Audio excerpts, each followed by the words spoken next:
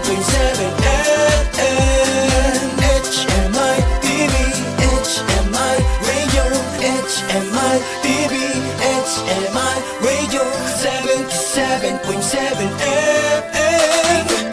Iganda ng umaga, lalo na kung tayo'y sama-sama, sabay-sabay manood at makinig sa HMI TV Radio, 77.7 FM.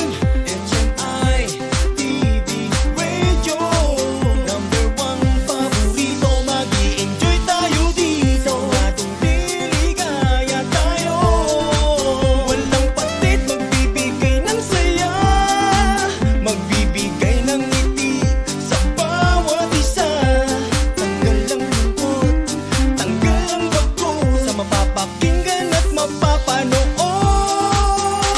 Halina't mag-tune in sa HMI TV Radio.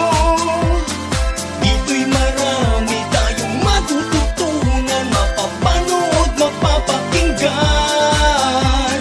Halina tayo nga, isama na ang buong barkada, si ate, si kuya, buong pamilya, sa HMI TV Radio.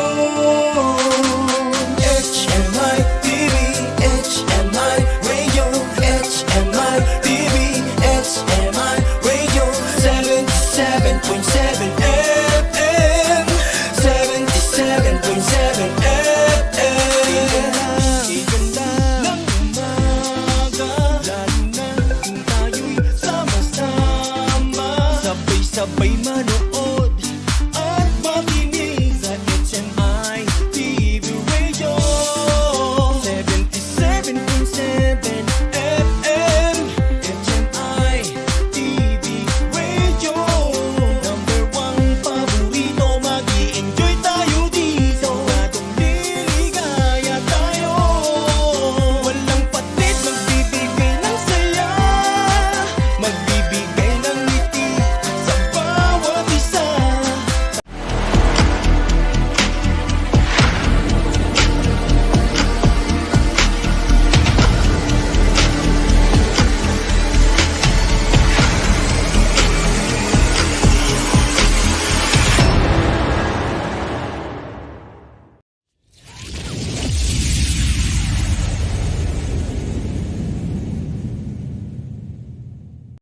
Lord Jesus, we give you our hands to do your work.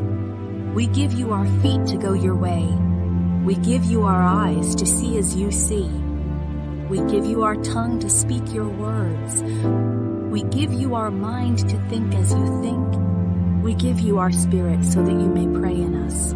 We give you ourselves so that we may become more and more like you, so that it is you, Lord Jesus, who lives and works and prays in us.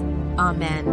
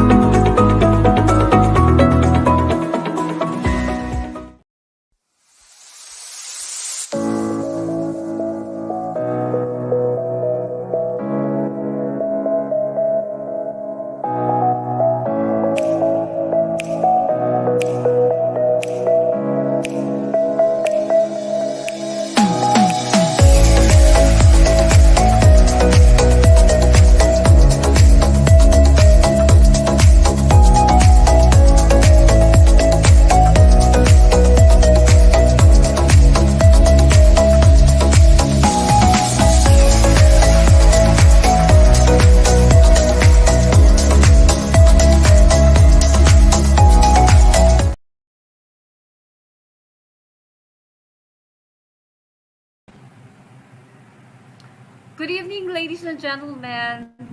Welcome to HMI TV and to Turismo Pilipinas. Um, as we talk about cost control made easy for prospective restaurateurs, come and join me, and we have the chat box over there for your comments and questions. All right. Yes. Yes, without further ado, let me introduce to you our special guest. She is an academician and industry trainer here and abroad.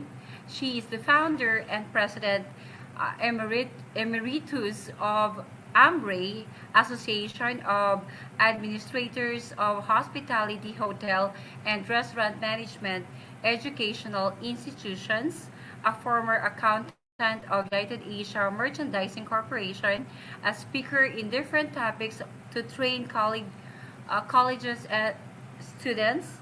Um, Ladies and gentlemen, please welcome Dr. Gloria BAKEN C. Hi, Hello. Doctora! Yes, good Ayon. evening, Reds. Good evening to your Yes, listeners, good evening. nationwide or worldwide. I am so happy to be here on behalf of the Turismo Pilipinas or the Tourism Alliance Group. And of course, I'm carrying the ARME, our association.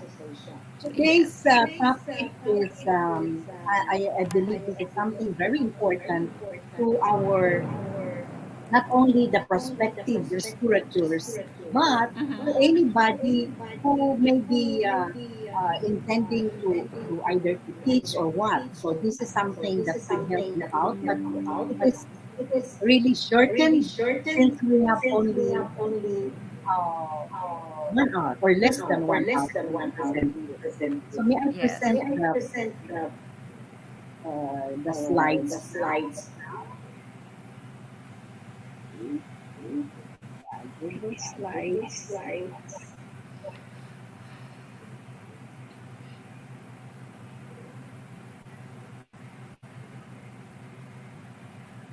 Okay. Reds, is the Yes. slide clear? Yes, ma'am. All right.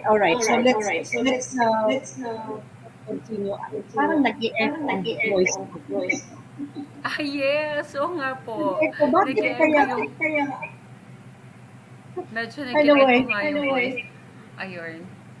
okay. So I don't know what's happening. All right.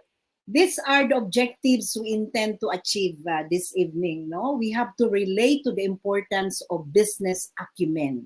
So we have to know, what is this business acumen? What are the necessary preparations in putting up a restaurant? So if we want to put up, what should we do?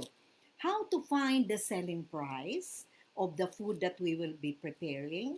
How to do or to determine the budget for the food cost? And of course, knowing your food cost and profit percentage. So these are so limited, but you will see, you will learn a lot from this. All right. Now, if you love numbers, you can easily develop your business acumen. I think some of you might say, I hate numbers. I don't like numbers. But actually, we are dealing with numbers every now and then. From the time we wake up in the morning, we look at the clock. We are already looking into numbers and looking into how much money we have and the rest of the things that we do. It is always dealing with numbers. So let's try to learn to love numbers. Now, if you love numbers, you could develop your business acumen. And what is this business acumen? This is the ability to deeply understand and handle business. But how can we do that?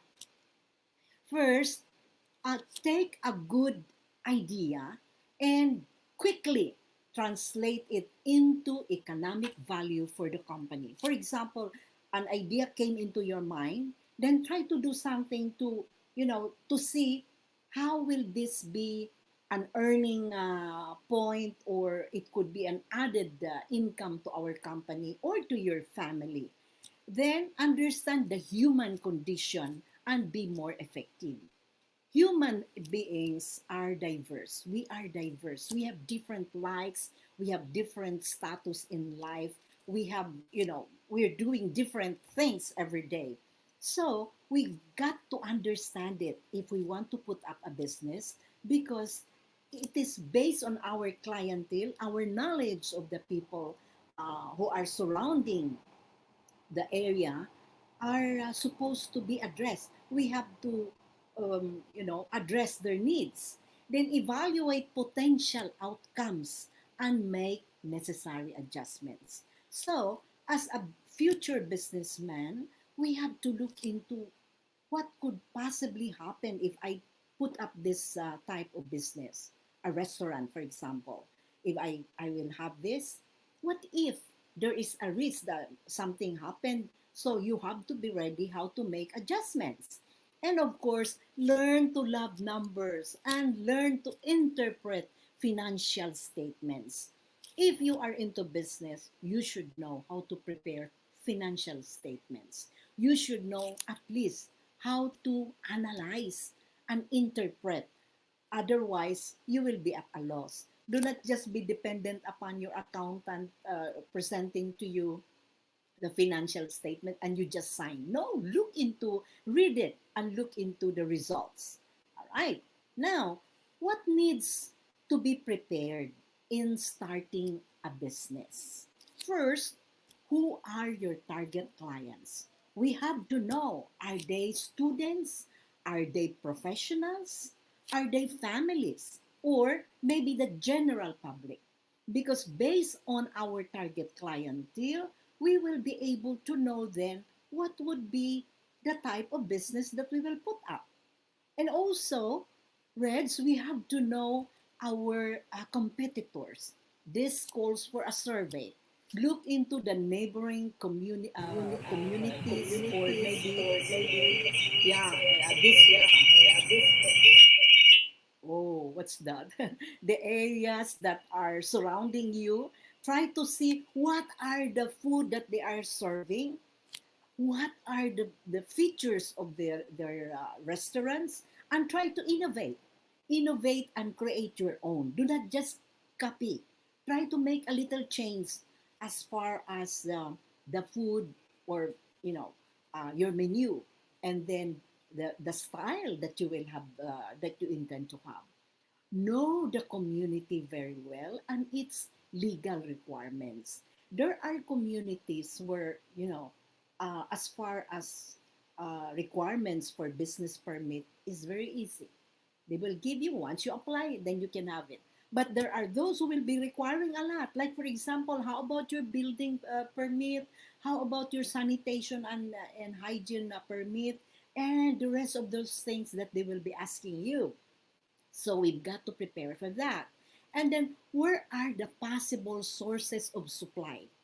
Since this is on restaurant business, we should have a regular supplier of our ingredients. We cannot afford to just buy from Talipapa or from our maybe a sari-sari store, but we have to go out and see where can we possibly get fresh food that we have to cook, because no matter how good your menu is, your recipe, but if the food are about to be spoiled, it will always come out, and they know it. Our customers would be able to to notice it. Now, um, Reds, pwede ko bang tanggalin yung pangalan ko kasi para makita ko yun sa baba. Yes, we have to know the economic status of the residents. Are they belonging to the A level, the B, or the C? Meaning, are they the richy ones, or are they just the ordinary people? Because based on the type of people that you will be having as your customers, you could adjust them your prices. You will know what menu to offer them. Okay? So I'm going a little faster because we have to solve some problems. Now continue. Design your menu according to the target clientele. So if these are students, of course, you know what I mean. Our menus should not be the sophisticated ones that will be calling for so much money for them to order. And if you talk of, or if we talk of the menu, this includes your menu card. See to it that your menu card is presentable, it looks good, it is unique, and it is well organized so that by just one, looking at it, they will understand what your menus are. And then do the we have to do the costing. So the costing would include, of course, your selling price. How much should the food be sold out? And know your food costs. Food costs are your expenses, as well as determining your profit percentage. I remember one friend, actually, this was in Boracay, and then she said, I sleep at 2 o'clock because I have to see how much should be, the selling price of the food. So I said, how do you do it? I just consider this and then add a little amount and here a bigger amount. So there is no system. When I told her, I said, let us sit down. I want you to know it because it's my sharing to you. So, in less than 15 minutes, sabi niya, wow, ganito lang pala ito. No? And it helped her out. She was so happy because she said, I have more time now to look at the television and the rest of the things to do. No? And then, of course, what factors usually affect your business? It is very important that we are aware of this so that we could easily combat it. We could easily, take the challenges and be ready rather than just be surprised with all the challenges. Okay, now let us know the terms. If we talk about cost control, we should, distinguish these terms. If we say price, this is the amount attached to the item for sale. So, for example, a T-shirt, you will see the price there if it is 300 or 450 or whatnot. If we talk of prize, of course, the reward for winning or doing something good. And all of us would like to have it, right? But if we say cost, this means expense. Please take note. Cost means expense. Okay? So, tandaan lang po natin. Now, here is now a sample of our computation. Please look on the left side. Total cost of a menu is 65 pesos. So it's already the total of the ingredients that you use. How much should it be sold? If you have no formula for that, sometimes you will, manghuhula ka, what if I will just sell it at 180, I will sell it maybe at 120. You will have no specific pricing. So let us use the formula. The formula is selling price equals to or equal to the total cost divided by standard food cost percentage. And the standard food cost percentage is 35%. Let us use this for now. I will explain later. So if the total cost is 65, you divide it by 35%. You just remove the percentage. So move to the left 2 decimal places. So magiging 0.35. 65 over 0.35, you will get 185 and 71 centavos. Or hindi naman tayo magbenta ng 71 centavos na mga butal-butal, no? You could round it off to 186 or maybe have it at 190. You are safe already because you use your formula. Now, as far as standard food cost percentage, way back in the 60s, 70s, 80s, and down to the early 20s, this was okay. But this time, because of the rising cost of ingredients, this is already very small. No, this calls for a bigger one. And what are being used now? 30%. I know of a chef in Australia where I also shared to them. He uses 28%, he said, but I used to have 35% too. Now I adjusted to 28. It's up to the policy or the standards of the establishment. But at least you have your formula. Okay? Now let's move on. All right.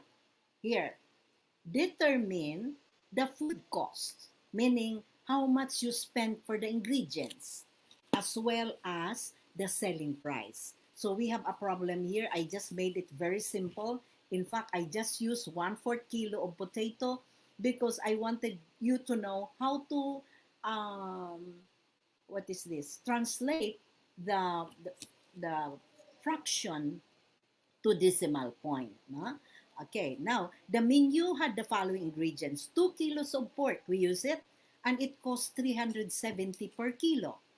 And then we use 1 kilo of potato, that is 160 per kilo. And other ingredients, the total already, mga maliliit na mga other ingredients, 40 pesos. So let's try to see how we can solve this. Remember, these are our what is this? Our ingredients. Okay? Now, look. Look on the blue first. The menu had the following ingredients. So it is the same. No? 370, 160, and 140. And this is now the solution. Pork that we use costs 370. And we use 2 kilos. So we have to multiply 370 times 2. So this is around 640. 740, sorry. Divide it by 2 times 8. 2 kilos times 8. From where is the 8?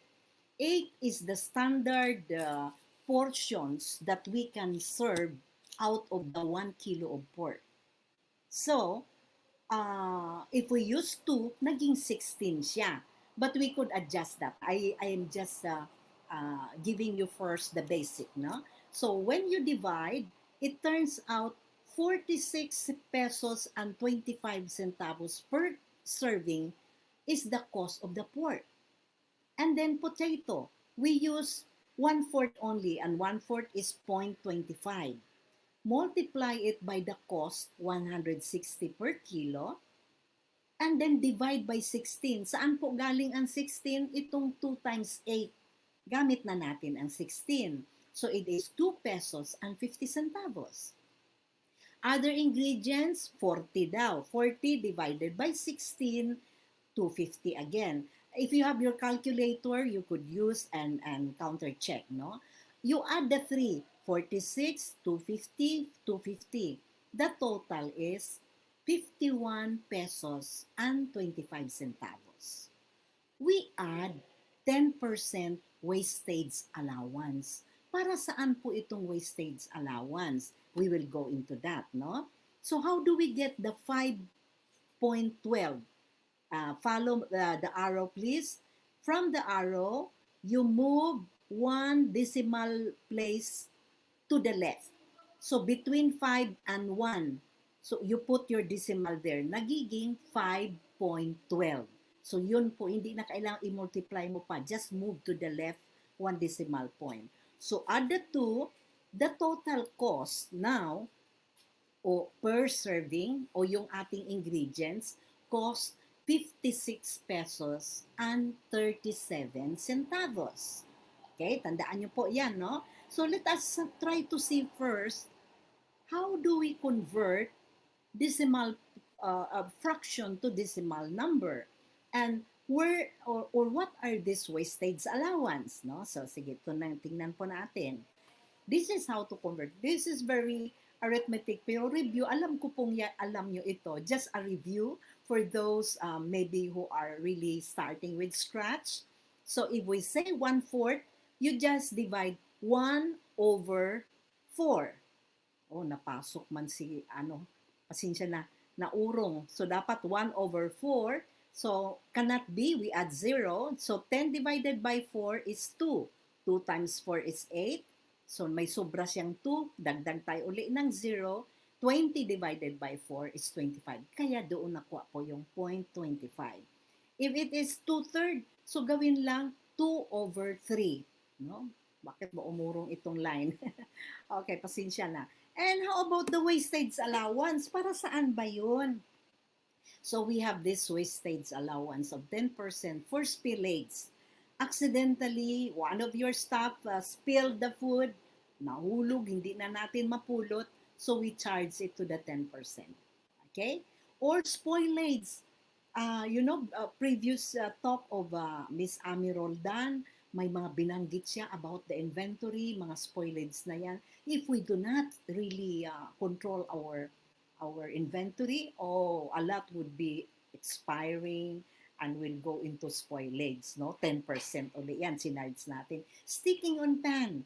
Accidentally, the chef detached the head of the fish from the body. Hindi na natin mabinta yung buong body na yon, no? So, we have to charge it again to the 10%. Kasi minsan na dumidikit, di ba? There is a technique para hindi siya dapat dumikit. And then shrinkage. The shrinkage naman, if we cook the meat, for example, under a very high temperature, mag-shrink siya, liliit. So instead of selling it, let us say for maybe 800 or 1,003, we cannot sell that anymore with that amount because it became small. So it is now charged 10%. Plus the pilferage of staff. Can you imagine yung isang staff may mga dukot-dukot, titikim-tikim, yung isang pirasong slice ng beef, dinukot. Dapat yan 1,300 yung isang plato na yan na ibibenta. Nawalan na po kasi may mga dukot. That's why we have to take care of our staff, feed them well, kasi pag gutom sila, yun ang tendency, no? Kukunin nila yun. Yes. Diba, Red? So, hindi mo rin masisi. Tao yan eh. Nagugutom sila. But we have to be very, very strict on this. And this is the work of the supervisors. Right, next. How much should it be sold? No, balikan natin yung una. Naalala nyo yung 56.37. We use the formulas. Selling price equal to total cost over standard food cost percentage. So 56.37, ano lang natin, i-substitute lang sa formula. Over 35%, the result is 161 pesos and 5 centavos, or round it off to 162 or to 165 per serving. No? Bahala na kayo. And then, I'm going faster, pasensya na kayo. Gusto ko then later we will practice. Now, here, standard guide for determining the quantity to prepare. This is one of the problems of people who are starting with catering. No? Ilang loaf of bread ba kailangan ko? Ilang galon kaya ng juice, mga ganyan. So the tendency, instead of earning already, sumubra after the catering, nakita mo, ang dami-daming tira-tira because you were not guided with the standard servings. Diba? Alright, so one loaf of bread will give us 8 sandwiches. If you tend to cut the sandwich into half kasi sobrang laki, no? So, siyempre, babawasan mo na siya. Instead of, let us say, 10 loaves, magiging 5 na lang, di ba? 1 kilo of rice is 10 servings. Take note, 1 kilo of meat is 8 servings. That's the standard, no? And then, 1 whole chicken, 8 servings also, pero ito yung malalaki po, no? So, imagine me as the chicken. You have the 2 wings, dalawa na yon. You have the 2 legs, no? From the binti to the leg, no? So, that the 4 na. And then the body, you cut it into 4, so you have 8.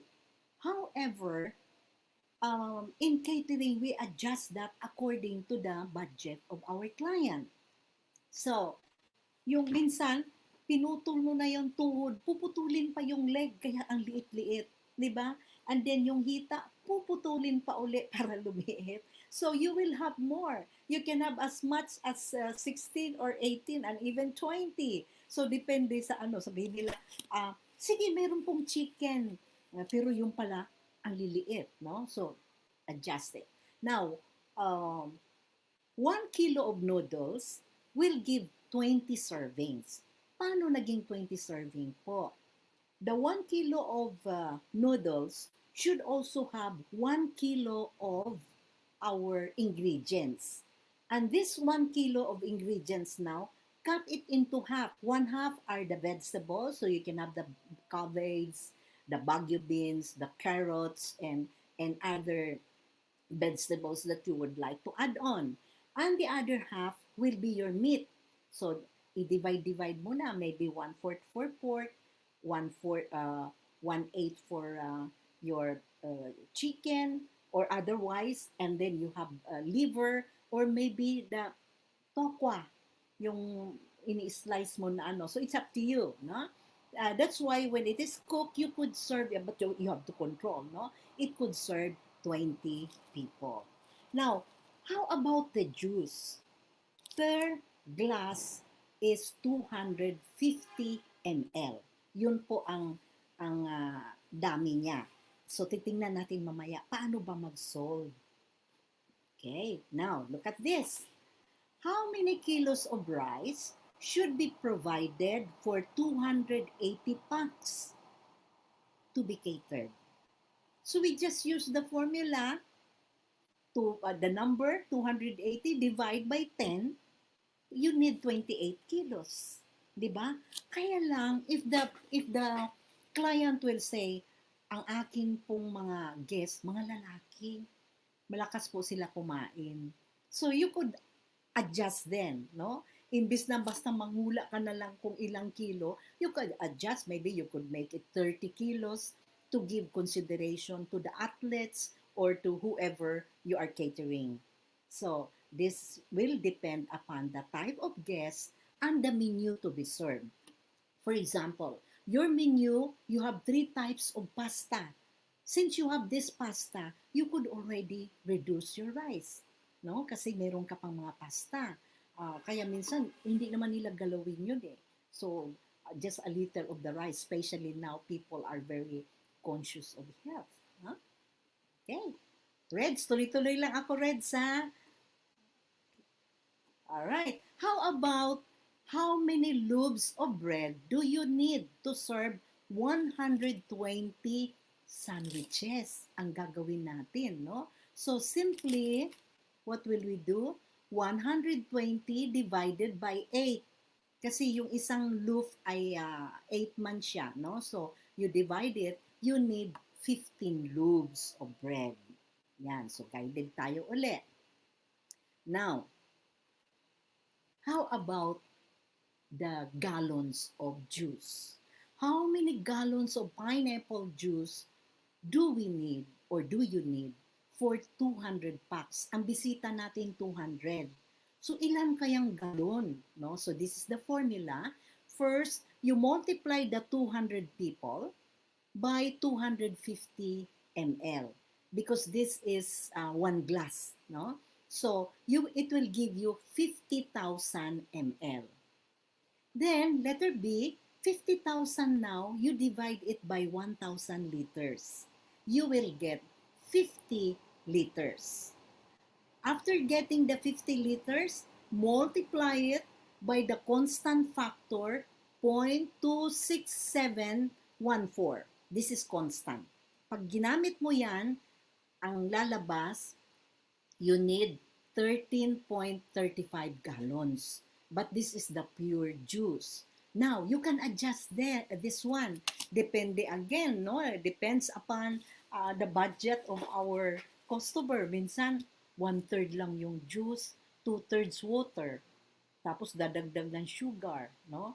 Or sometimes, we can have 2/3 of the juice and 1/3 of the water, or at least you are guided. So kung kailangan mo lang ng 1/3 juice, i-divide mo yung 13 by 3. More or less, you have 4 gallons to be purchased. Are you still with me? Sana natutunan nyo po. Salamat po at nakikinig kayo. So tuloy-tuloy tayo. Reds. Tuloy Oo. lang ako. Pati na ako, ma'am eh. Ay, hindi na ako nagko-question kasi pati ako, I'm learning a lot. Yeah, thank you, Reds. You know, Oo, we kaya could learn that. nakatuwa nga ako eh. If we want to have a catering in our own house, nagagamit din po natin. We are guided, no? Okay, tuloy tayo. Now, can you solve? I'm giving you, kaya na siguro 3 minutes. How many kilos are needed to serve 240 guests for the following? Rice. Wow. Okay, sige nga. Sa rice, ilan? So, anong gagawin natin? 240 divide by 10. Kasi 10 servings per kilo, di ba? Pork, 240 divided by 8. Kasi 8 servings ang ano. Bread, 240 divided by 8 again because 1 loaf will give us 8 sandwiches. And then pasta, 240 divided by 20. So yun lamang ang ating gagawin, ano? And then for the gallons of juice, sige, try nga natin. For the gallons of juice, 240 times, ilan yung ml sa isang baso? 250. Diba? Okay, then you get na the result. After getting the result, divide it by 1,000 liters. The result then, multiply by the constant factor 0.26714. Okay, let's get the ano, kasi baka mag-short tayo ng time, no?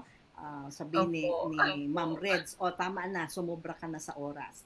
Okay, ito ang result, no? So look at that. Rice, 240 over 10, so we have 24 kilos. Pork, 240 over 8, 30 kilos. Bread, 240 over 8, we have 30 loaves of bread. And the pasta, 240 over 20, we need 12 kilos of the pasta. But of course, we have to add on also 12 kilos of ingredients. So doon sa 12 kilos, 6 na yung vegetables mo. The other 6 kilos will be for your other ingredients. Okay? Kasi pag hindi tama yung proportion natin, ang pangit po ng pansit. Ano? Minsan sabihin na yung mga students ko noon, Ma'am, wala pong ginto. Anong ginto? Yung pala, yung pork. Hinahanap daw nila ang pork, wala. Kasi puro pasta. No? Ganun ang binibenta minsan sa kantin. Ma'am, wala man lang yung ginto. Ano ng ginto? Yung pala yung pork. Anyway, now, Kulang sa ingredients. Oo, kulang sa ingredients. Ang pangit tingnan, ano? So, this is now for the gallons of juice. So, 240 packs multiplied by 250, the result is 60,000 ml. Then, divided by 60,000 divided by 1,000 liters, and the result is 60 liters. And then, 60 now, multiply it by 0.26714, the constant factor. Yan. So, kailangan daw natin 16 gallons of the pineapple juice or whatever juice it is, and adjust them. Bahala na kayo. Bawasan nyo na either kalahati lang, 50-50, or only 1/3. Okay? Ewan ko kung may mga comments kayo dyan, hindi ko pa mababasa, pasensya na ha. Okay, now, how to determine the budget for food costs? The chefs will cook.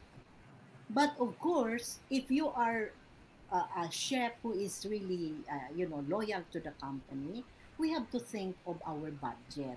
So this is now how we determine the budget for food expense, the ingredients. So how much should be allocated for food cost if the client is willing to pay 450 pesos per pax for 350 guests. So, itong 350, isang tabi mo muna yan. Ang kailangan mo itong ibabayad niya na 450. So, let's go into the formula. We will use the 450. Alright, this is now the formula. Budget equal to selling price multiplied by the standard food cost percentage. So if the selling price, if you remember the formula, selling price, total cost over the standard food cost percentage. But the budget, it's multiplied. Okay? So, ito yung ating formula. You just substitute. Selling price is 450. Ito yung babayaran ng guest. Multiply by the standard food cost percentage, 35%.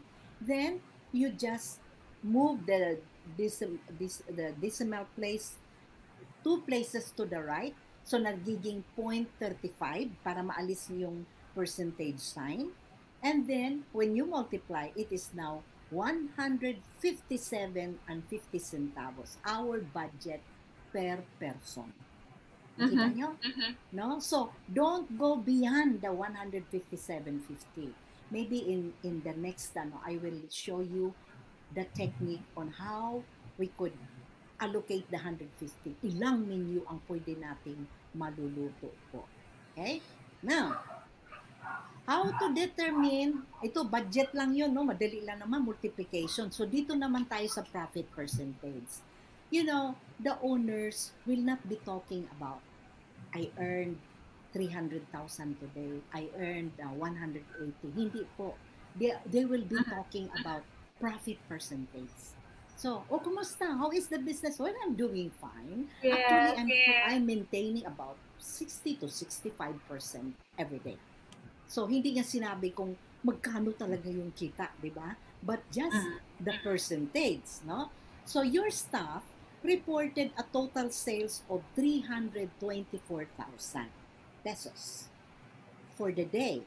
What is your profit percentage? If your food cost is 123,120, so out of the receipts, nakita mo na yung total, ito yun. Pero hindi pa natin alam ilan kaya ang ating profit percentage. Okay, now, let's go to the solution. Ayan po, dito muna tayo sa left side, profit percentage formula. Profit percentage equal to profit over sale. So, i-divide lang daw ang profit over the sales. But we do not know yet how much is the profit. So, we have to solve. Sales is 324,000. You deduct the ingredients or the food cost of 123,120. When you deduct it, the result is 200,880 is the profit. Now, is this doing good? Is it good? We have to know the profit percentage. So, apply natin yung formula po. 200,880 is the profit. Divide by the sales. Ito po yung sales. 324,000. The result is 0.62 or 62%. I-move mo lang yung decimal point to the right naman and then you attach the sign of percentage. Is 62% good? Actually, for businessmen, maliit yun.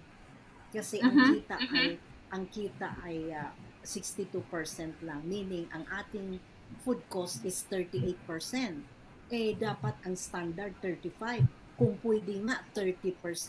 So mataas ito. Mataas yung ating food cost. So you try to check on the food cost now. Bakit ba umabot ng ganito ang food cost natin? Tingnan nyo nga, I want to see the details. So mayabang ka ngayon kasi alam mo eh. So you check on that, how much, ano ito? Saan mo ito binili? Ma'am, kasi wala na pong oras, kaya bumili na lang po kami sa sari-sari store.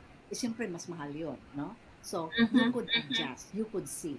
It should be 65% up kung pwede para lang mas maganda ang business mo. Ha? Okay, now let's go to the next. These are now the control of food cost. So paano natin makontrol? These are our challenges. How to control proper menu planning. A restaurant without proper menu planning will not be able to sustain well your business because you need to plan your menu. Minsan sabihin nila, ano ba yan? Yun na lang lagi. No? So you have to review your menu, try to see, are we earning from it? Try to look into the popular menus, then you could maintain that. Those that are unpopular, maybe you could try to set aside that and introduce a new one para talagang mayroon silang matry every now and then. They would come back to you. And then, cost and standardization. You need to control the costs. My dear owners of restaurants, the expense is the life actually of your company. If you do not control this cost, then you will find your business going down. Bakit kaya? Ang daming kumakain. Tapos ito lang ang kita. Ano kaya nangyari? Yung pala dito sobrang taas. Then no standardization. You have to standardize. Minsan, Reds, di ba? If we go to the restaurant, and then the next time we go back, bakit iba na ang lasa? Hindi man yung ganito noon ang lasa niya. It is because we did not standardize. We need to standardize. If the chef is absent, at least we have the standard. The other sous chef and the other chefs could do it because there is the standard measurement of our ingredients. Purchasing. Yan, dito ang higpit-higpit ni Ma'am Ami Roldan dito, no? Purchasing is very important. You have to look into the quality of the ingredients. Not only the quality, is it the right price and is it available? Because if you prepare a menu and then when you purchase the ingredients are not available, naku, paano na lang yun? Ano? Kaya kailangan, importante talaga yung availability.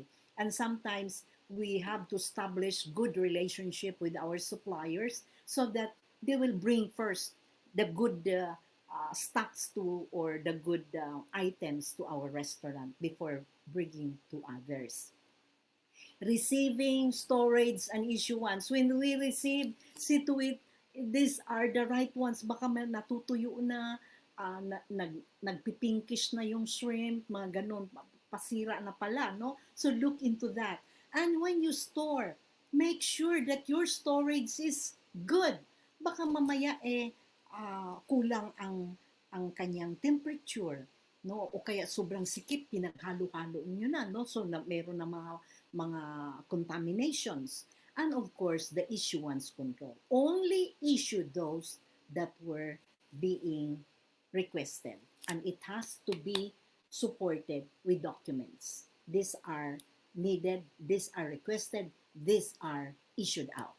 And then, of course, inventory control and monitoring. Hindi ko nasa storage, pabayaan na lang po natin. Hindi po. Kailangan natin mag-monitor, kailangan natin mag-control. In fact, one of the things that we should do is to cost. How much is the money we have in inventory? Okay? Now, there are many more to learn. Like for example, how to know profit percentage. Binigay ko na sa inyo, no? Isiningit ko, Ma'am Reds, when I see that I would be within the time, so binigay ko na yan. What is the technique in determining the number of menu? Hindi ko pa binigay. Sabi ni Sir Ted, mag-patrain kayo sa pub. Okay, next is how to determine the cost of food sold. So you have your sales. For example, your sales is 680,000. But you need to know, out of the 680,000, how much was my expense as far as the ingredients is concerned? So meron po iyang formula, no?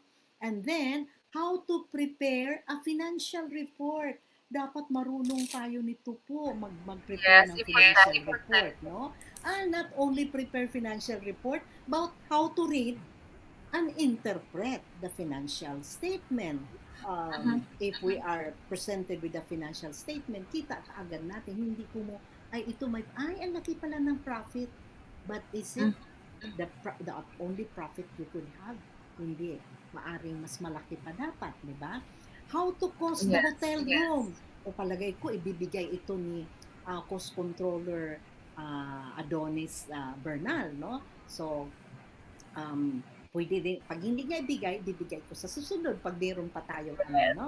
And then, how to control inventory. Paano ba i-control ang inventory? Nakastock lahat yan. Ano gagawin yan? So, meron po tayong technique for that, or we are supposed to do. How to determine the cost of inventory. So, we can use the FIFO method, LIFO method, moving average, and even the weighted average. And then how to cost the food for small food services. Paano kung karinderya?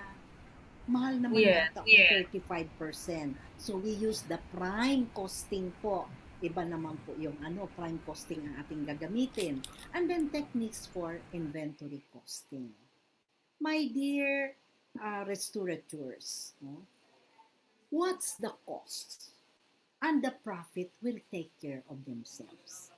You know, if only everyone will try to do the systematic and scientific way of controlling our food costs, I could tell you within a short period of time, you could get back your ROI. You could even come up with another brands. But of course, what should go with it is your best services. The best service that we can have. So palagay ko iyan ay ibibigay yan ni Miss Rosa Eugenio, no? Maaring magbigay siya yung mga discipline na yan kasi kailangan po nating i-couple yan, no? So we have the food service. Marami po ang topics na pwedeng maibigay ng tag sa inyo. So we want to see you in our, tingnan mo, medyo maaga-aga pa, Reds. I'm willing to listen to their questions. So what I can tell you is that we are so happy to share to you because as being said, we need to share. Otherwise, it will be taken from you. Oo. And you are nothing. Walang nag-question, ma'am. We focus question. more on the topic. Walang nag-question. Walang nag-question. Does it Yes, mean hindi kayo nag-interest? Walang interest, No. interested sa Actually, ano? even yung host niyo, ma'am, hindi nagsasalita kasi nakatutok ako dun sa I'm happy to hear that. I'm happy to hear that. Yes, Shirley, good evening. Lalo na yung mga hindi mahilig sa numbers. Yes. So, nagkaka-interest. So, it's very clear yung explanation nyo. Thank you for that, Yes, Reds. nag-attention po. At for sure, yung mga viewers natin, nakatutok talaga sila sa Okay. So, if anyone would like to go back to the slide, you just let us know and then we will go back to the slide. Gusto nyong kunan yun, yung formula or what? So, sabi ni Sherlyn, watching from Balagtas, Bulacan. Hello, Len. Oo, thank you for being with us. And of course, si Dano is sending love. Thank you. Reds, nagwa-watch pala sila. Troy, Amoy. Yes, ma'am, marami pong ang dami pong messages dito. Hindi ko kasi nakikita. Hindi ko alam kung meron pa Actually, listeners. po, if you knows kasi I want to focus, I want them to focus more into the topic. Yeah, thank you, Reds. I hope you learned also. You learned from it, no? You might want to have your own party maybe at home. So at least may yung iba doon mag-guide din kayo, no? So it's not only Yes. for businessmen, but even for listening daw and learning again. Si Miss Eugenio. Thank you, Rosa. Thank you, Rose. So, Ayan. Or ayan. ito pa ba, from US watching daw. Oh, US? Sa US, meron ba tayo sa US na mga Yes, Red? mom, this is worldwide. Oh, that's nice to hear, no? Nationwide and worldwide. Kanina pa meron dito from Colombia. Oh, yung ba akala ko naman dito lang sa atin na Anyway, thank you so much for listening. Actually, I remember who became my friend, no? Caterer siya sa Canada. And then she attended one of my trainings and she said she's using it. Sabi niya, ngayon kitang-kita ko na yung aking profit, guided na siya. So salamat ng marami talaga. And we hope to have you in the rest of the sessions that we will have with the rest of the trainers of TAG, the Tourism Alliance Group. I don't know if Sir Ted is here. Nandito ka ba, Sir Ted? Wala yata, busy siya lagi, From US pa rin. No? Thank you, Sir Sir ba ito? Sir Abad. Thank you po. Any question? Wala. Mukhang wala silang question. Walang question. Hindi ko alam Oo po. Mukhang so talaga nakapag-Skype ako eh. Hindi na nga ako nag-interrupt ng mga question, ma'am, kasi talagang very clear and very interesting talaga yung topic natin for tonight. Dinali-dali ko nga kasi actually this is supposed to be, if it is in school, it's one whole semester. So we give them so many exercises and many things, no? During training, at least I'm giving that within 1 to 2 days. Pero ngayon, ginawa natin in less than 1 hour kasi I was trying to give allowance. Meron ka pang mga question. My brother is watching. Thank you so much, Robert. Yes. So, chef yan. Chef in Mr. Robert. in Riyadh. And Thank you for watching. So, Liam. Yes. Let's go down. It's HMI TV. Yes, congratulations, Reds. Thank you for your program because through your program, we are able to reach out to people who might be interested to learn from Ayan, Sir Ted. Oh, thank you po. Thank you. Papasok mo lang siguro, sir. Hindi mo narinig. Hindi mo na yung presentation. Minsan magugulat ka na lang, maraming viewers yan mamaya. Okay. Thank you. Ayun. Any last parting word, ma'am? Yeah. All I can say is that, as a restaurant owner, we really have to be aware of our cost. And the presentation that was given to you are very simple guide that could be of help.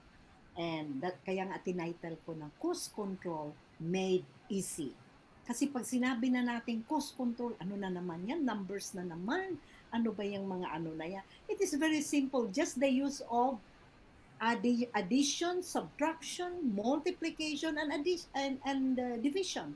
Yan lang po. Wala naman tayong algebra, no? So, thank you for listening. Not only in the Philippines, but the other countries. Thank you for being with us. Congratulations, Reds. Your program is really of help for people who might be interested in the different topics. And thank you also to Sir Ted for the Tourism Alliance group, for the trust given me and the opportunity to share. Mabuhay! Magandang gabi po sa inyong lahat. Ayan, may pahabol pa. Watching. Watching. Ayan. Okay. Okay. Ingat To kayo. all our televiewers, thank you so much for joining us tonight here on Turismo Pilipinas at HMI TV. I would like to say thank you so much, Dr. Gloria Vega, Okay. for Thank the you. very interesting topic. Thank you so It's much. really very interesting talaga. Pag si Dr. Gloria talagang idol na idol ko to eh. Salamat. Idol Kapag din kita. nagka-topic talaga nakatuwa nga ako eh. Reds, idol din kita kasi ang ganda-ganda mo, anak. I want to be as beautiful as you. Ayan, watching from Sorsogon daw. Oh, from Sursugon. Hello Yes, hello to people in dyan. Sursugon. Thank you Sa so ating much for watchers, watching. ay ating viewers from US and Colombia at sa ang sulok man ng Pilipinas at ng mundo. Maraming salamat.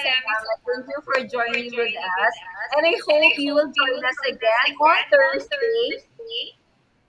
Ayun, maraming salamat. Salamat Sulong po. Turismo Pilipinas. Yeah. Bye-bye. Thank you, Doktora. Thank you so much. Thank you. Thank you. Bye and God bless everyone.